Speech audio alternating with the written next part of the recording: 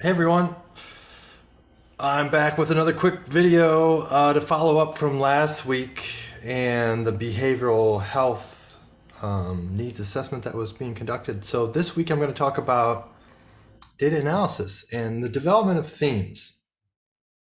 Just to recap, so last week, if you missed it, there's a video that's been posted. What we did was interview folks at a behavioral health clinic. We wanted to better understand client attrition. Why was it that clients were maybe coming to an appointment and then they would stop coming? They'd fall out of care or they couldn't make it to an appointment, things of that nature. So we dove into the literature and we found out some of the causes for such issues of attrition, which really span a range of factors and really are informed and influenced by their community. Things like access and scheduling and insurance barriers are major factors. So when we developed an interview guide, we wanted to explore the drivers of attrition and the potential solutions. So we interviewed clients.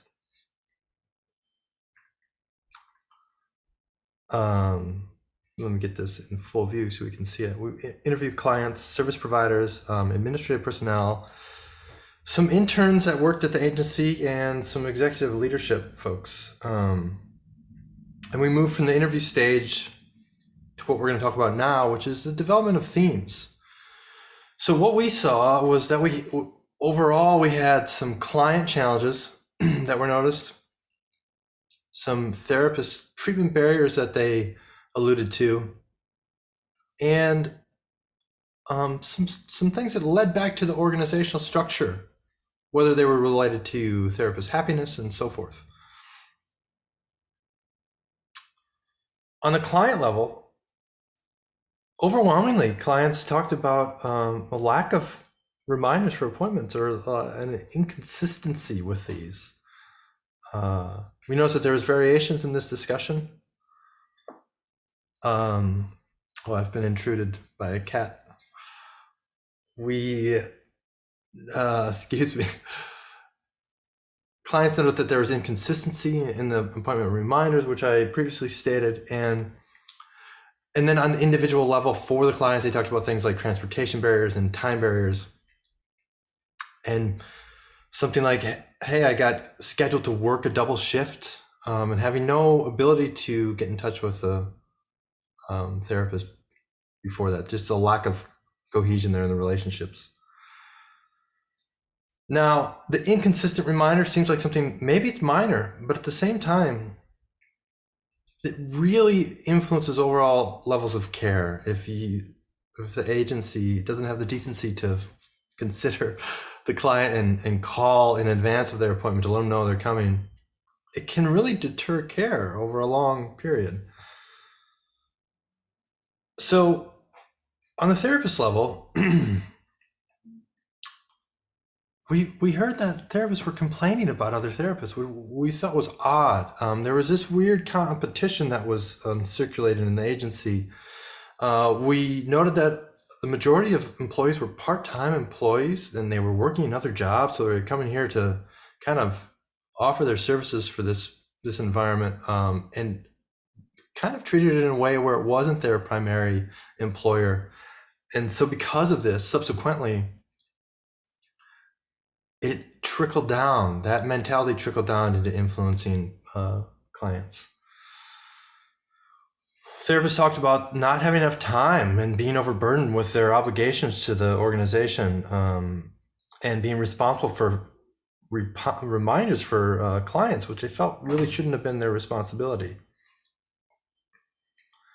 We also uncovered some things of bias, deficit-based constructions of clients. So looking at them in ways of saying that the client's not going to show up anyway, said one of the therapists. And they're living chaotic lives.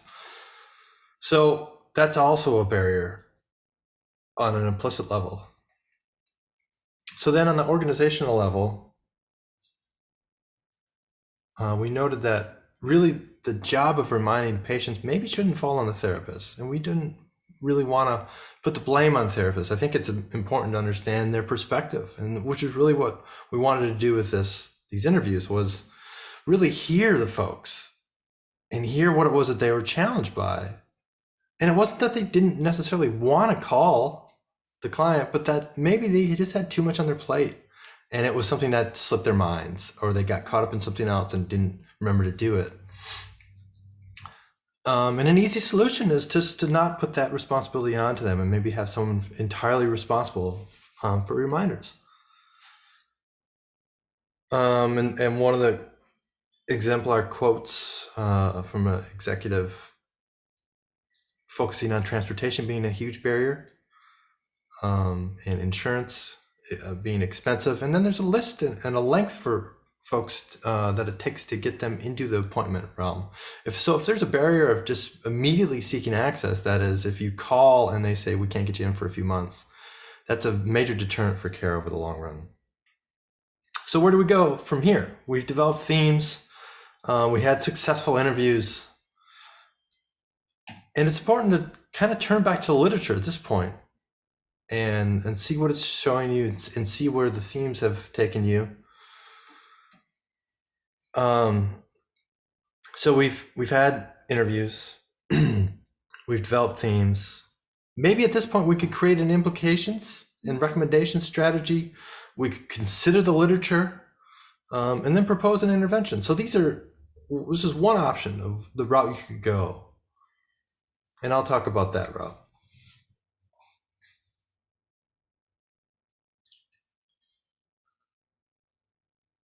My slide seems to be stuck. Bear with me.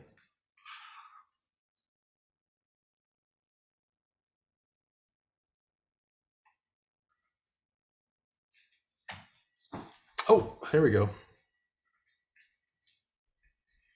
All right, so based on the theme development and the literature that we looked at again, telling us, really informing us what are the factors of attrition and how are the themes that we uncovered unique to this population, and then kind of merging those ideas together to form a cohesive recommendation. The literature informed what we decided were decent solutions for our problem of attrition. First, we knew that patient satisfaction was key to reducing attrition. We knew that therapist happiness was also integral, and it promotes their own desire to come to work and their direct relationship in how they treat clients and whether or not they subsequently return. In light of these things, our intervention kind of combined both of these components. We proposed an intervention that was kind of a sustained quality improvement, including ongoing surveys, ways to monitor relationships and client satisfaction and need. And we sought to assess the clients on a survey just upon their arrival. Only 5 quick questions of asking about barriers and asking if they need any additional support to get to the appointment, and how are things? How is the relationship between you and the client, you and the therapist? Then we wanted to monitor the patient-therapist relationship. That is the therapist happy? Is the client happy with that relationship? How are they working together? What could be improved on both ends so we're all working together here? And then we wanted to move the facilitation of appointments in a way that allowed for more options. So pickup services or in-home appointments or web-based services, and taking the responsibility off of the therapist to do that. Just allowing more opportunity in realms for improvements. And the web-based service happened prior to COVID, so it was actually something that wasn't being initiated on a high level at that time. So anyway, that's it for now.